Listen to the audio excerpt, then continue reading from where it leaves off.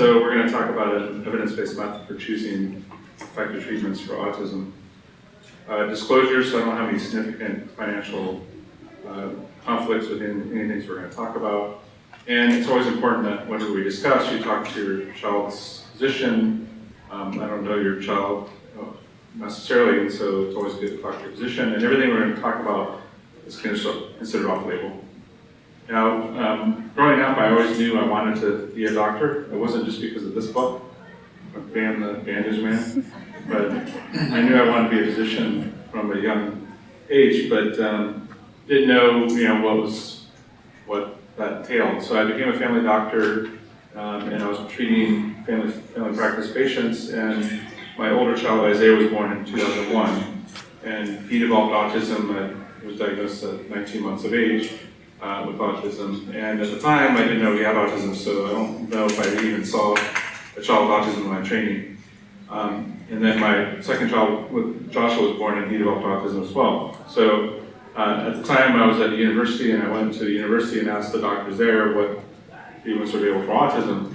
And I remember them saying there really wasn't anything available. And I remember asking about the gluten-free case-free diet because my wife wanted to put the kids on a gluten-free case-free diet.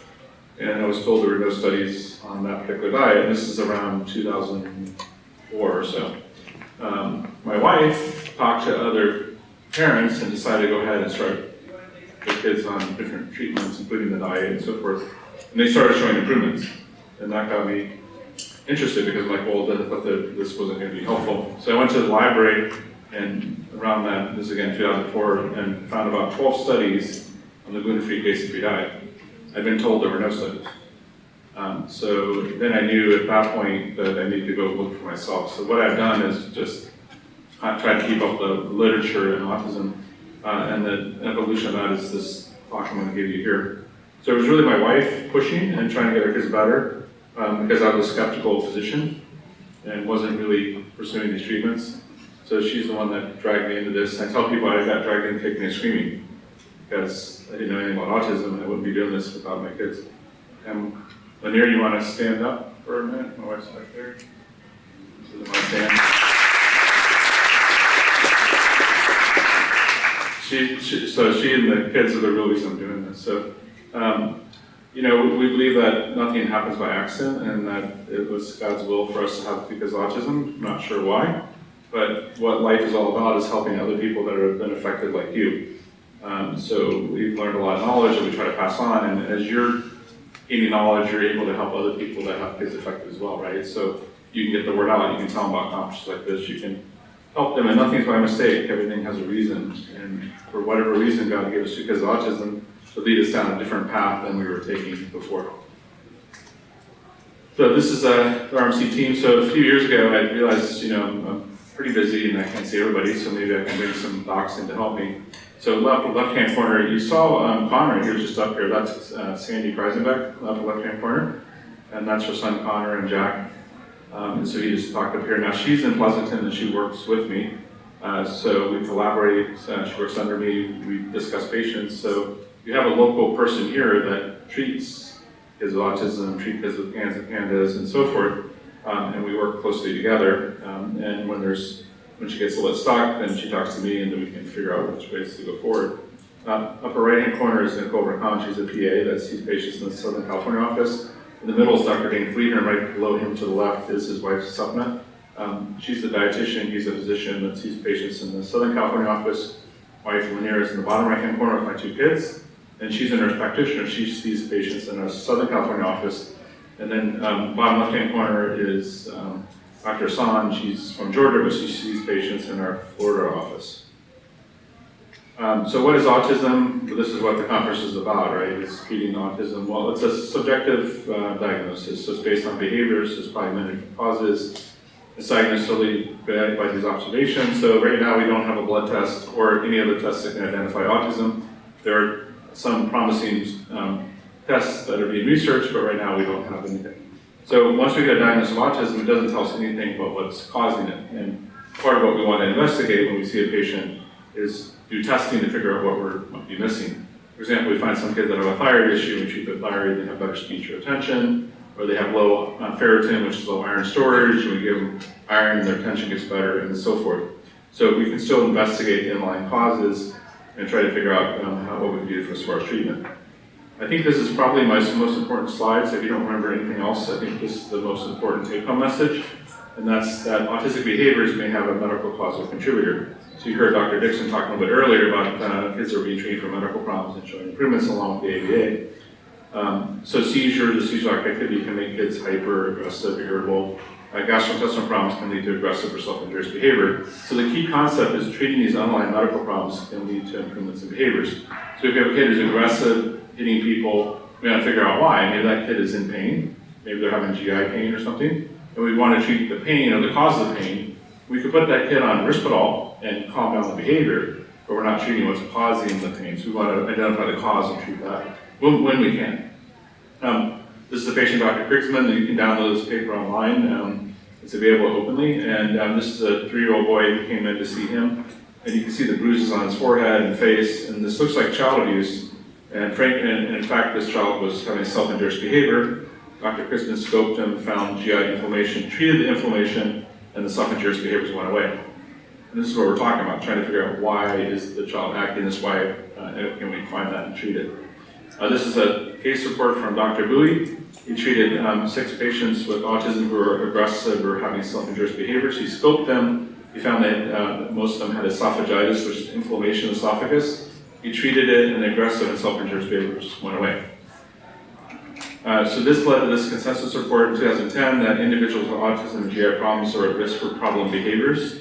That if you have pain, you should think about a gastrointestinal problem that could be there, especially if there's a sudden and unexplained behavioral change.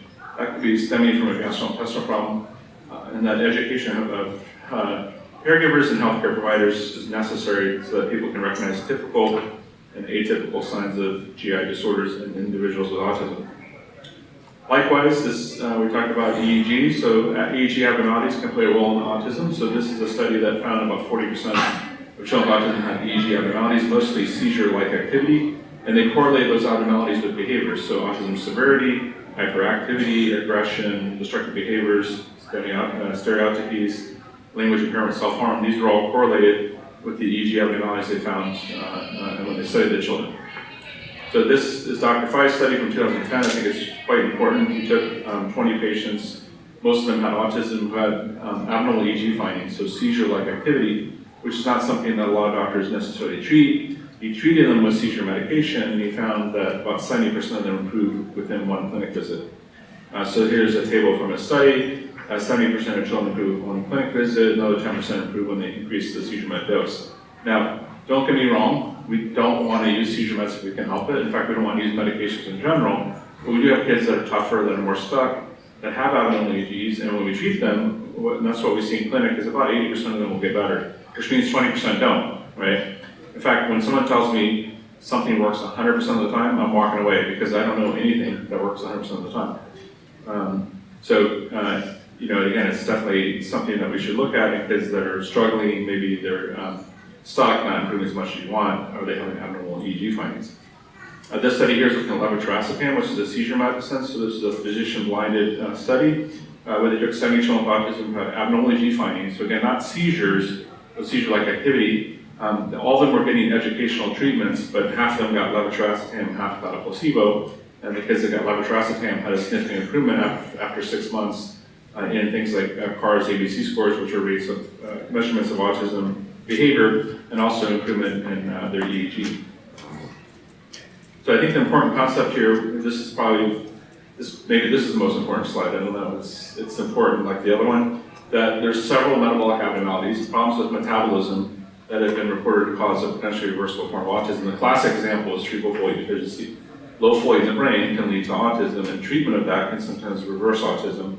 So what we want to do is we want to screen for these problems as quick as we can, and we want to find them. So we do a lot of testing when kids first see us to figure out, do we have a thyroid problem? Do we have a problem with ferritin, with cholesterol, with mitochondrial dysfunction, with seizures? We kind of want to know that up front as best we can so we can then treat those things. This is a study looking at different biochemical problems like oxidative stress, mitochondrial problems. Mitochondria create energy for the body, inflammation. reporting that not only do you see these findings in blood samples and so forth from children with autism, you also find it in brain tissue. And the brain tissue areas that are affected are the areas of the brain that control speech, auditory processing, social, memory, sensory motor coordination, a lot of things you see in children with autism, right?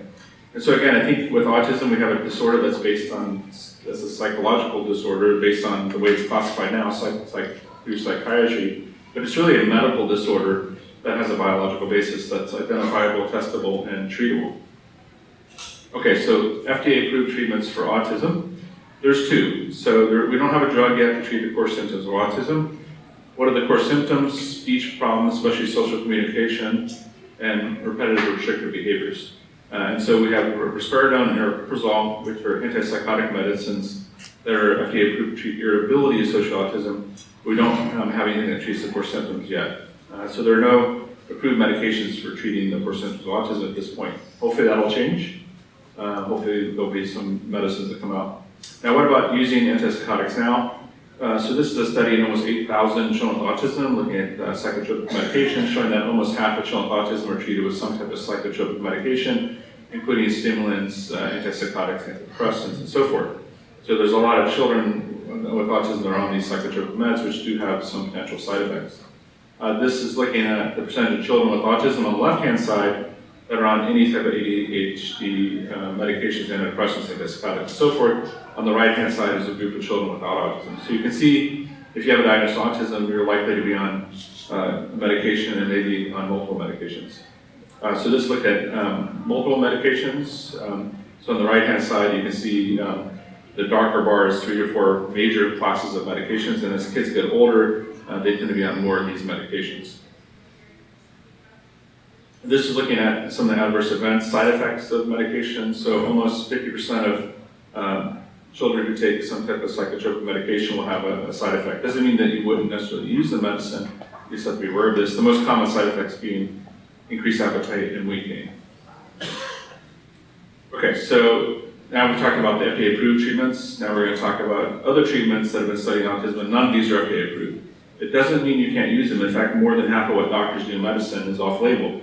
If you go to your doctor with a headache and they give you a seizure medicine, that's off-label use. It's not, that medicine was not approved for headaches, it was approved for seizures. But doctors use things off-label all the time. So this is a study that Dr. Fry and I did a number of years ago. We looked at the evidence from melatonin autism, where we did what's called a systematic review and meta-analysis, where we tried to gather all the studies that have been out there and gathered the data together and analyze it. This is an update. So that last study was in 2011. This is as of about a week or two ago. But there's 29 studies that have been done. You're looking at melatonin and autism. All the studies reported some type of improvement with things like sleep duration, how long it took to fall asleep, nighttime awakenings, and so forth. 11 studies are randomized, double-blind, placebo-controlled studies. Those are the studies that doctors are looking for. We want the studies that are proven. Those type of studies are where you take a child, you take a group of children, put half on the treatment, half on a placebo, which is a fake treatment, and you show that there's a benefit and that it works. And we have 11 such studies. So there's overwhelming evidence that melatonin is helpful for sleep and autism, and in my opinion, should be FDA approved to treat problems with sleep and autism. But that's not what the FDA works. Right now, you have to have a company or somebody that approaches the FDA saying, here's the data, we want to get it approved, and it's an expensive process, unfortunately. So in my mind, when I look at treatments, I put them in a couple different categories. So what I want to do when I'm treating patients, I want to be in category A or B. A is we're basing the treatment off a lab result. Okay, your child had low ferritin, low iron storage, let's give some iron. Your kid had low cholesterol, let's give some cholesterol. Your kid had a thyroid problem, let's treat the thyroid problem. So we're basing off the results of that child, and you feel really good about treating those things that you find in the blood test, because you know your child has that problem. Now the fatal issue here, of course, is that you have to do the test, right? I can't tell you how many times that patients come in that have never been tested for some of these things. So if you don't do the test, you don't find it. If you don't find it, you don't treat it. And if you go see a doctor who doesn't do these tests, they'll say, I don't know why you're taking these treatments. Well, it's because you're not testing for these problems, you're not finding them, and you're not treating them. And then you don't get the feedback from patients that they might be beneficial. So that's the ideal way to treat, I think, is to base things off lab results. You find the problem, you treat it. The next best way, I think, is using proven treatments based on evidence-based medicine. So for example, your child has a speech delay. Well, hey, this list of medicines or supplements have been shown in studies to help with speech. Let's try one or two of these things in your child. And you're basing it off the research, which is great. Now, there's other categories too. So there's non-proven treatments, so things that haven't really been studied in autism. But they seem to have low risk, like your friend Susie put her kid on some supplement and they did better. Well, it's not been studied in autism. But you know what? It's probably low risk. It's a supplement. Why don't you try it? Just realize that there's not the evidence behind it. And then you have non-proven treatments that have higher risk. So, there's a new drug from Russia that's a chemotherapy drug. I don't know if I want to put my kid on that, right? Because there's maybe a lot of risk, right? So these things kind of float throughout the community, and usually there's one or two a week that I hear of where parents come in and ask me about something, like, what about the supplement? And then the next 30 people ask me about it too, so it's obviously going around. And again, we want to stick with things that are proven or based off lab results. Now, the one caveat here, of course, is that new things aren't going to have the studies, right? So there might be something new that comes out that's really exciting, that might really be good, but this type of categorization is going to miss those things. So we also have to keep an open mind for those things. So evidence-based medicine is using the evidence to base our decisions off of. You look at the benefit of the treatment and you look at the potential risks.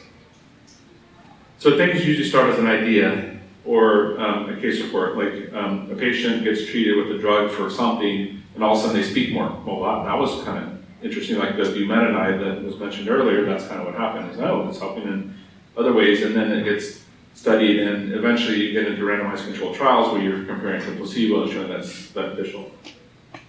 I mentioned this a little bit earlier, but the general lack of evidence in medicine. This is mainstream medicine. This is what doctors do every day. You can see the top of that pie. It says 11%. 11% of what we do in medicine, we know for sure 100% is good. It's been proven.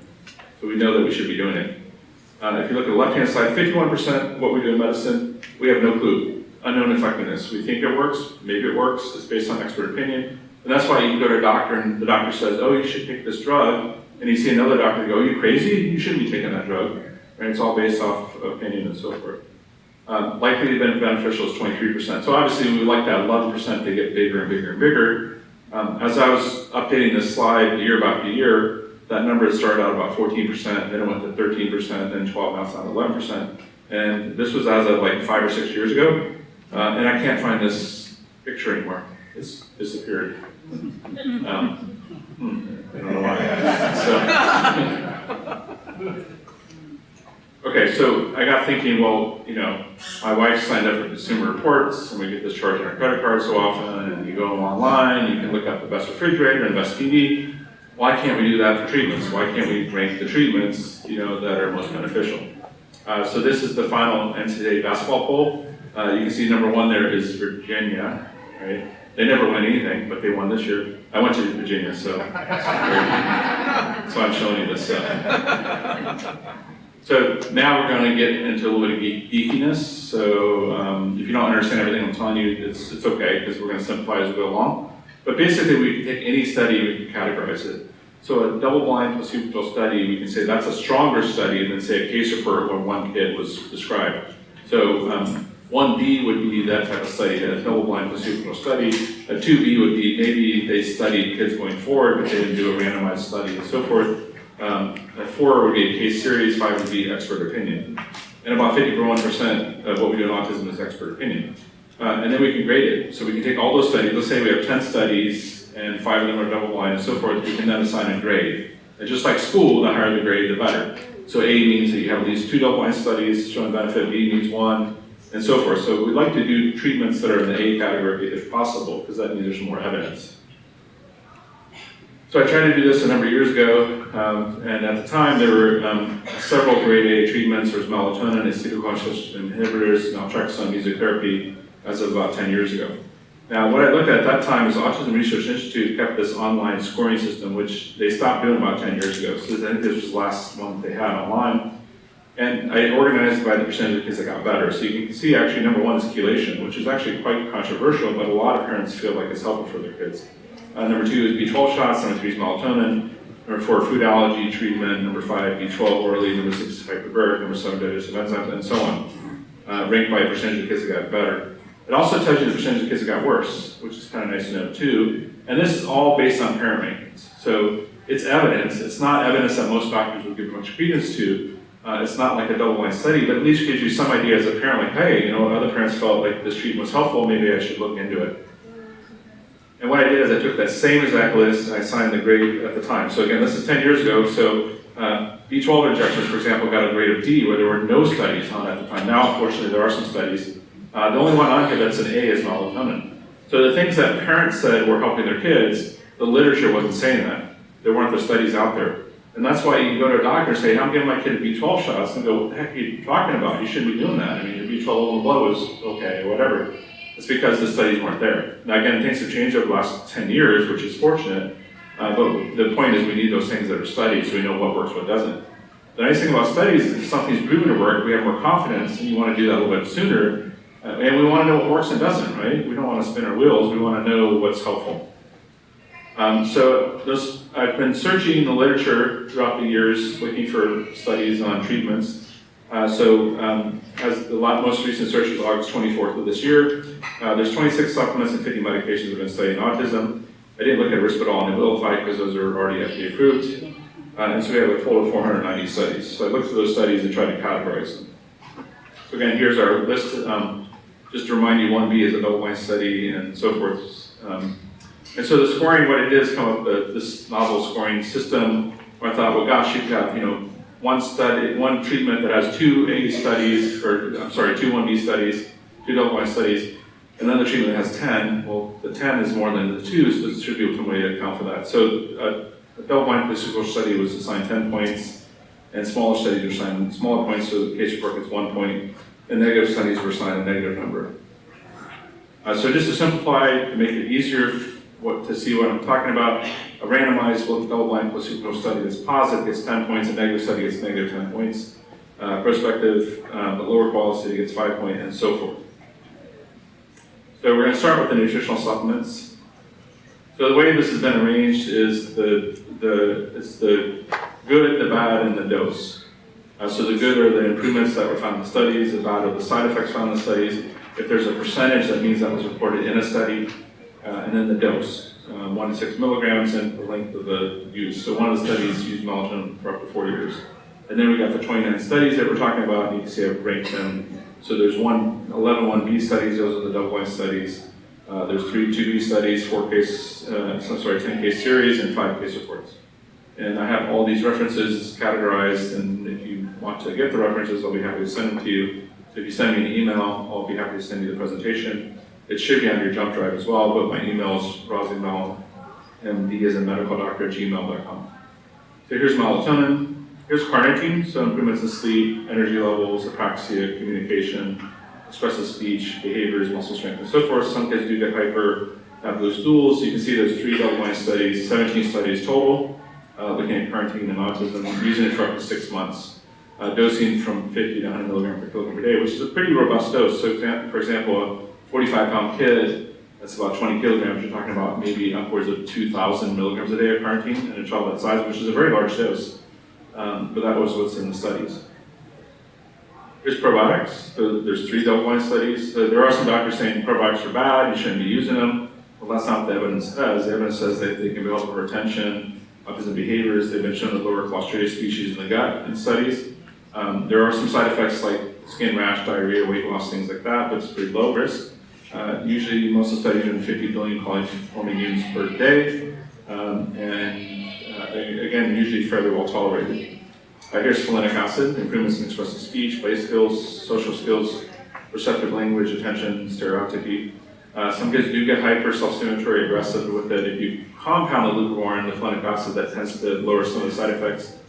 You can see that the dose is up to 2-3 milligrams per kilogram per day, which is quite a big dose. So again, a 45-pound kid who weighs 20 kilograms, you might be giving 40 to 60 milligrams a day, 40 to 60,000 micrograms a day. And there are the references, so the 1 double-blind study, there's a 5 study. I thought this was important to look at, so I've gotten to the point where I think this is such an important issue that we get children started on folinic acid right away and then go on and do whatever else you want to do after that, because the younger the child is when you do this treatment, the better they respond. So this study here looked at 25 patients with autism that were early onset low functioning. Early onset means from birth. Low functioning means severely affected. and a lot of them had neurological deficits. So a lot of them had seizures, some had ataxia, other neurological problems. They spinal tapped all 25 kids, and they found that 23 out of 25 had low folate in the brain. This is cerebral folate deficiency. So you have to do a spinal tap, a lumbar puncture to find that. They found antibodies to the folate receptor that was present in 83% of the kids. The antibody to the folate receptor blocks the receptor, so not the folate, which is produced by NK-HFR, attached to the receptor, it gets taken to the brain. These antibodies are blocking that receptor. They can lead to low folate in the brain.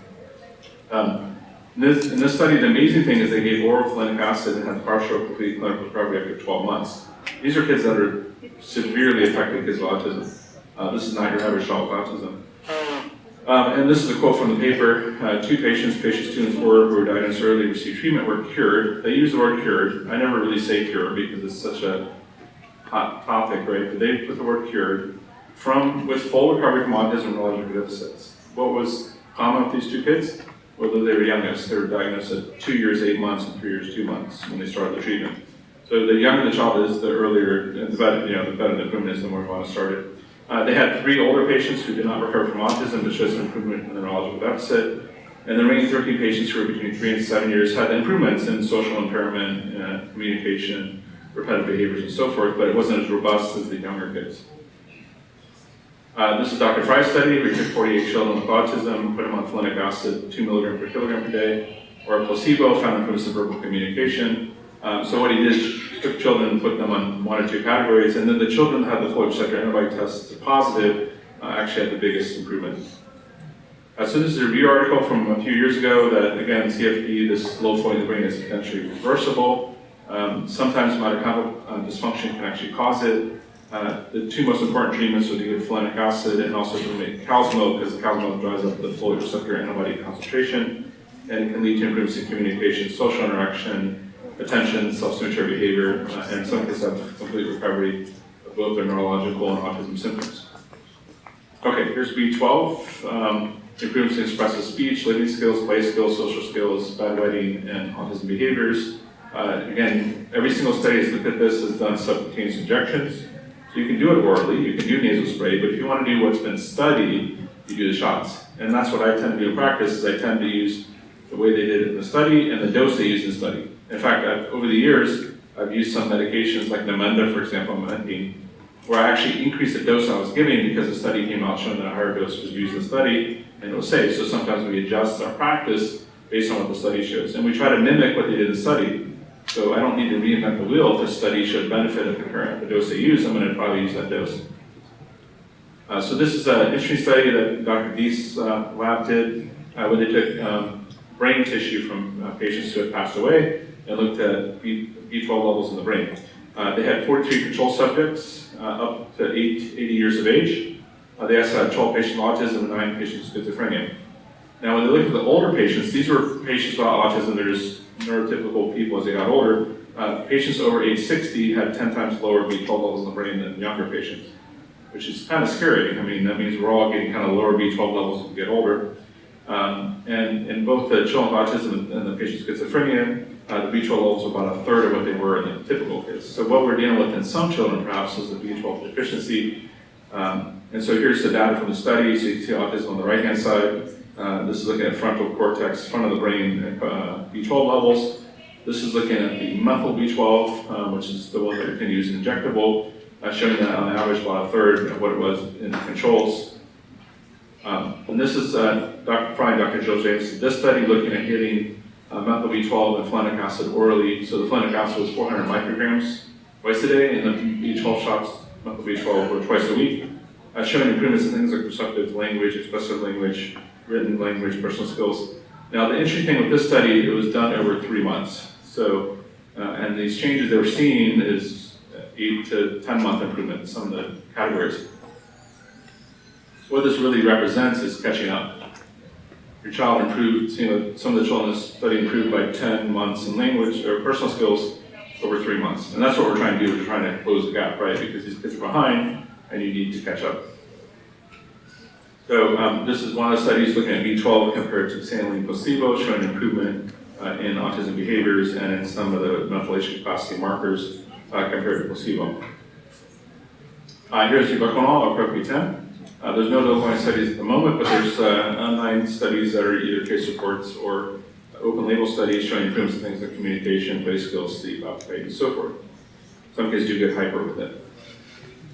So this is supplement ranking by total points. So going back to Virginia as the #1 basketball team in the country this last year, well, Naltrexone is the #1 studied supplement for autism. And omega-3 is #2, and B6 is #3, and so forth. Grade A rankings, so these are the ones that have at least 2 double-blind studies. So there's 8 such studies, Naltrexone leading the way, omega-3, and so forth. And then this is grade B, so this is having at least 1 double-blind study. I know this is going through this pretty fast, but you have the handouts, so you can I'll send it to you, because obviously it takes time to look at this and look at each slide in depth, right? This is grade C, so again, these are things that might be helpful, but they're not as well studied. And if you look at the number of double-blind placebo-controlled positive studies, the supplements, we've got 39 total studies.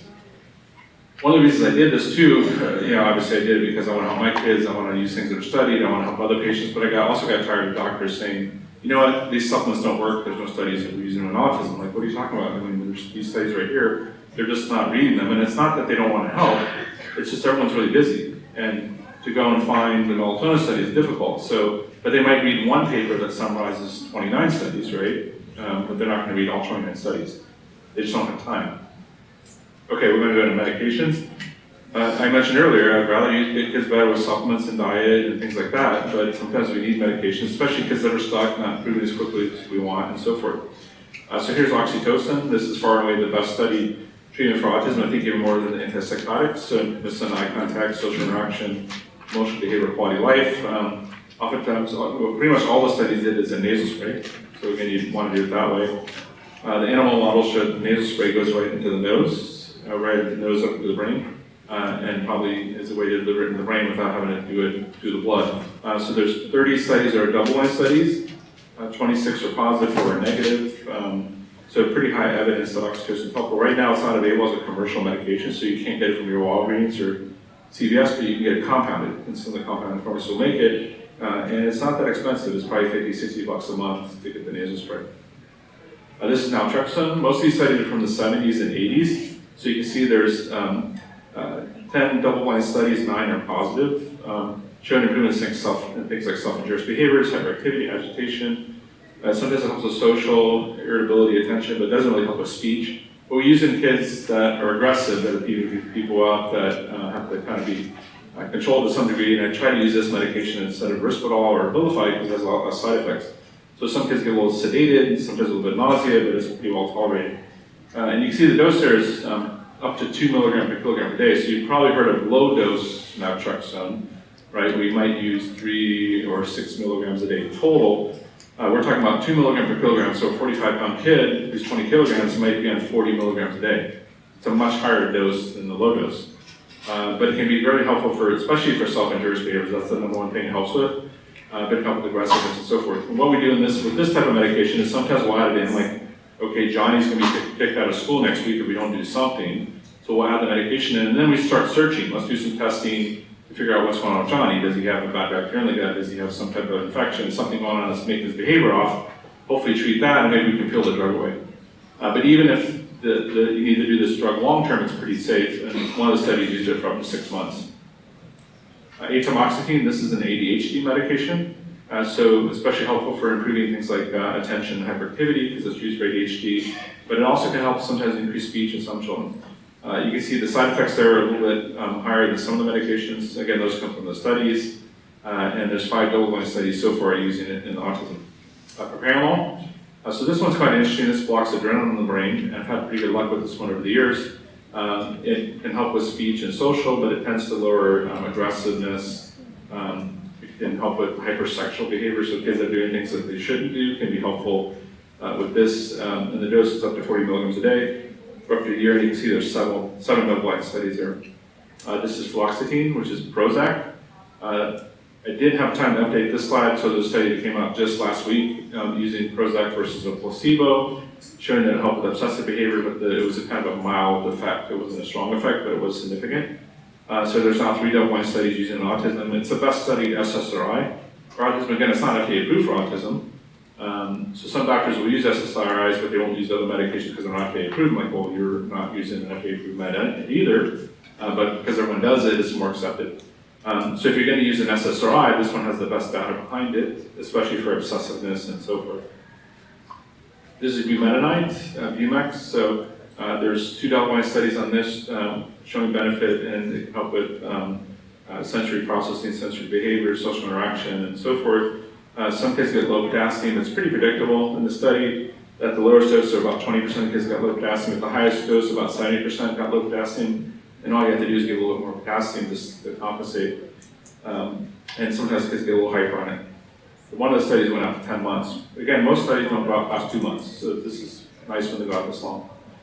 So ranking the medicines by total points, Oxytocin far and away number 1. Again, I don't have the Abilify or Rossignol up here. Naltrexone is number 2, and so forth. Number 3, tied to number 3 is Haldol. It's kind of fallen out of favor, but it's got some pretty strong evidence behind it. In fact, I had a patient come in a few years ago who was on Haldol. I'm like, well, why is this kid on Haldol? This is a really old antipsychotic. And I tried to take it away and use other medication, and the kid just did horribly and put her back on Haldol, and she was great. I'm like, no side effects. I'm like, okay, why am I messing with it? Let's leave it alone because it's helping this particular child.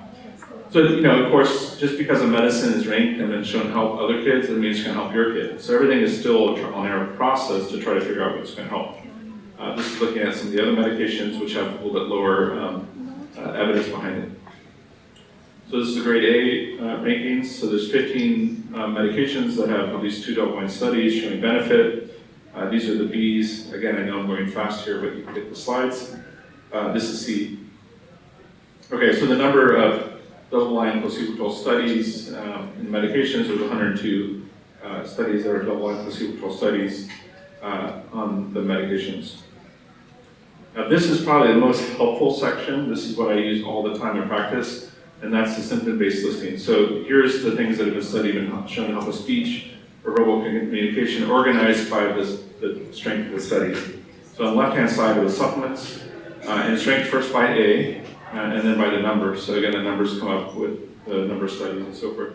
So what we can say is the number 1 supplement for speech and autism, based on what's been studied today, is fish oil. The number 1 medication is atomoxetine. And these rankings are always changing. So a study comes out. So propranolol used to be number 1. The study came out on atomoxetine and pushed it up to number 1. Not that you always have to use the number 1 thing, right? It just helps parents and also physicians know, kind of what's been better studied. So we might put the kid on donepezil, which is towards the bottom, but we know the evidence isn't as strong as, say, another medication. I'm always going to try to start on the left-hand side with supplements when I can, and try to go to the right-hand side later if I need to. So I'm always going to try to do the simple things, the supplements which are perceived to have a little lower risk anyway. So these are the things that can help with verbal communication or speech. This is receptive language. Receptive language is not as well studied, probably because it's harder to measure. This is social interaction.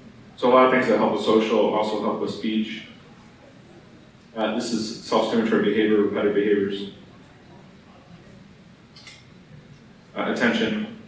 There's a separate list for attention in ADHD. The supplements that have been shown to help attention in children with ADHD are pycnogenol, theanine, fish oil, zinc, iron, carnitine, and acetylcholine. Those have double-blind studies behind them. But this is for attention in children with autism. This is hyperactivity. Unfortunately, not a lot of supplements listed here. The broccoli extract should be on there, the soporphine, so you can see that one's been left off. I try to update these things as best I can, but sometimes I notice something's missing. And oftentimes when I have a child in clinic, we'll print out the list and let's look at the list and see what you've tried. I also have patients that come in, parents that come in and say, oh, we've tried everything. I'm like, well, have you tried these things? I don't really know what those things are. Okay, you haven't tried everything. So that's the nice thing, is there's always something out there that maybe you haven't tried, which gives you a little hope that maybe something's going to work. This is for sleep. So again, some kids do need medications, but if you can do it with supplements, that's great. This is eye contact. And this is sort of the grab bag, the overall autism behaviors. So if you're not sure what to treat, you just treat the overall behaviors. So. Okay, so just the last couple minutes here, I want to talk about MAPS. So MAPS is the Medical Academy of Pediatric Special Needs. This is where we train physicians. So the website's MAD, MAPS, NEDMAPS.org. If you go there, you can find a list of physicians that might be in her area. Now, again, I mentioned Sandy Preisenbeck. She's actually a fellow of MAPS, so she's trained under me with me. She's locally. And Sandy, you want to maybe stand up and wave for people to know who you are? So she's in Pleasanton, and she works with me, and so she's MAPS trained as well. And what we want to do is train physicians in some of these things that we're talking about. And what we want doctors to get is when they go through the training, is that they understand if a treatment is A, B, C, or D. It doesn't mean you can't use a D. You can even use this, you can even use something that's not studied, but at least you know that when you're doing it, okay, you know what the evidence is, and you know kind of how it stands. So this is the curriculum. We're focused on 6 areas: neurology, metabolic, immunology, GI, nutrition, toxicology, and clinical cases. In fact, we have a whole day where we just talk about cases, and we go back and forth on why did you do this, and so we present a case. And it's very challenging for me because doctors ask me, why did you do this? Why did you do that? Why, you know, you're like, well, yeah, it's a good idea. I should have thought of that. And so it's clinical cases, and we partner with parents groups, and we test. So the first 5 of those sections have tests where the doctors have to take a test at the end of the day. And a lot of these docs haven't been tested in years.